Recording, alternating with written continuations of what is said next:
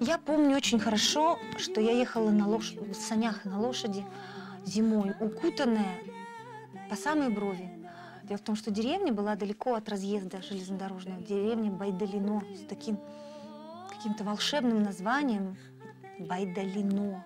Что такое малина, мне казалось, какое-то такое волшебное было название. И вот в эту деревню нас привозили на лошади дедушка.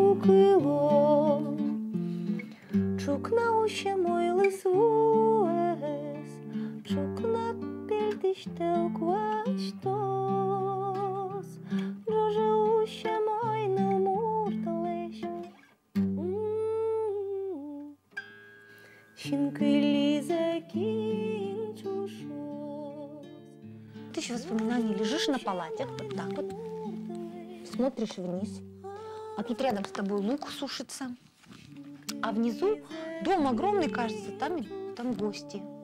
Ты сверху наблюдаешь это. Печка теплая, на палатях высоко, тепло.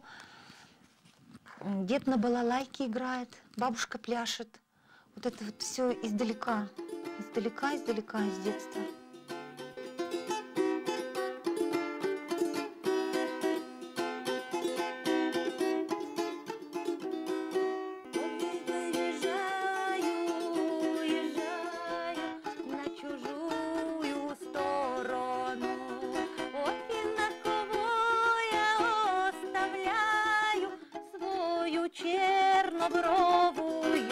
И тут дед начинал плакать, потому что бабушка была чернобровая.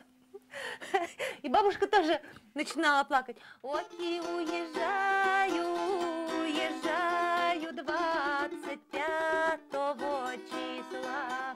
Оки, никого мне не жалко, только одного тебя. Она не говорила, не могла сказать бя, она говорила тебя. Это было здорово. И вот они вдвоем. Дед играл на балалайке, бабушка пела. И говорят, что дедушкино мастерство и бабушкина любовь к танцам, дробушкам помогла бабушке отбить деда. Дед был уже женат. Потом пришла бабушка, и наступила эра Соломониды Матвеевны. И она отплясала просто моего деда, отбила, каблуками отдробила на площадке, на танцевальной. И вот они стали жить, и у них еще 4 детей родилось, в том числе мой отец.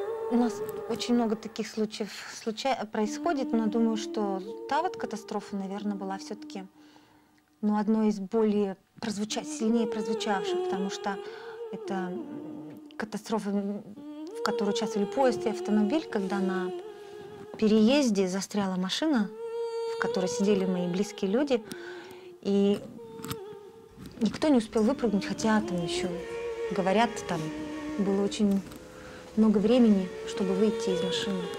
Ну сколько-то? Счет шел, конечно, на секунды, не на минуту, но, может быть, полминуты это было. И просто застряла машина, встала машина на рельсах. А отец переезжал дорогу, железную дорогу на красный свет. Ну, семафор был закрыт, он переезжал. И тогда поезд наехал на автомобиль, протащил его там где-то 25 метров, может быть, больше. Я не видела протокола.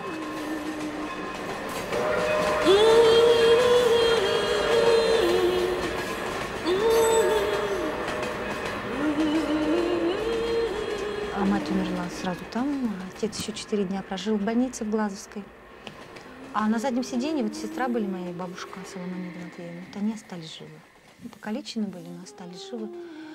И поскольку тогда бабушка была в больнице, а нас с сестрой усыновили тетя мамина.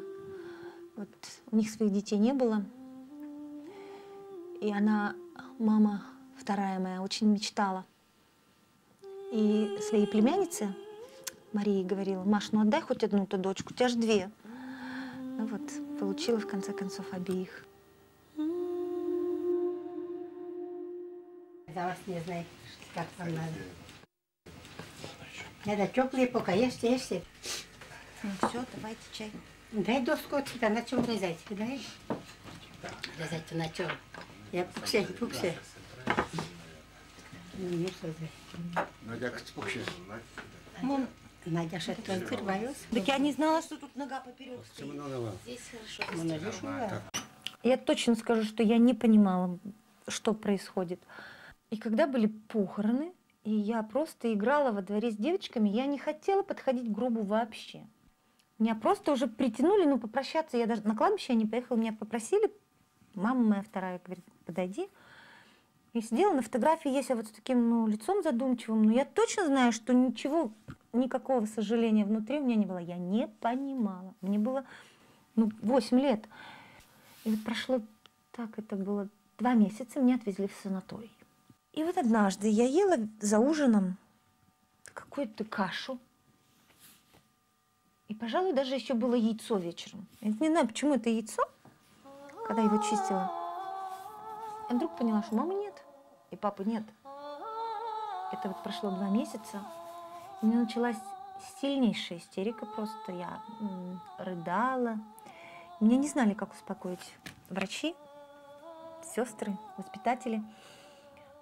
И вот это воспоминание, вот первый раз я поняла, что такое утрата.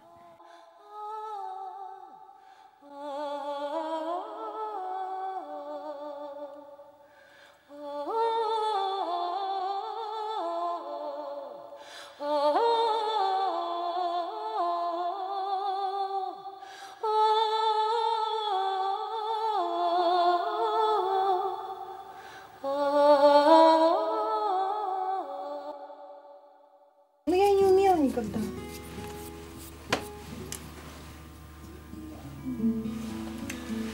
Это хорошее зеркало, мне тоже нравится. Я теперь понимаю, что такое антикварные магазины и почему люди берут старые вещи. Когда вырастаешь, и когда видишь 40 лет подряд одно зеркало, ты начинаешь понимать. Ну, оно вообще тоже такое старинное очень. Алло? Да? В пурге уже? Да, у мамы.